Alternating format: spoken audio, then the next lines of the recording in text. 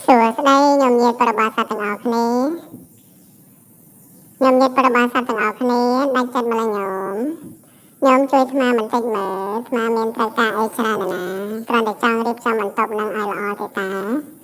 ដើម្បីប្រយោជន៍ដើម្បីសេចក្តីសុខដើម្បីសេចក្តីចម្រើនដល់ញោមញាតិប្រិយស័ក្តិទាំងឡាយផង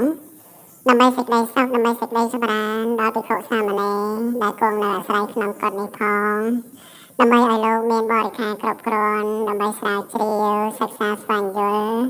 អំពីព្រះពុទ្ធសាសនាដើម្បីគោរពបដិបត្តិបម្រើព្រះពុទ្ធសាសនាឲ្យបានចម្រើនរុងរឿងតទៅតាញាតិញោមកុំដាច់ចិត្តពេកមកញោម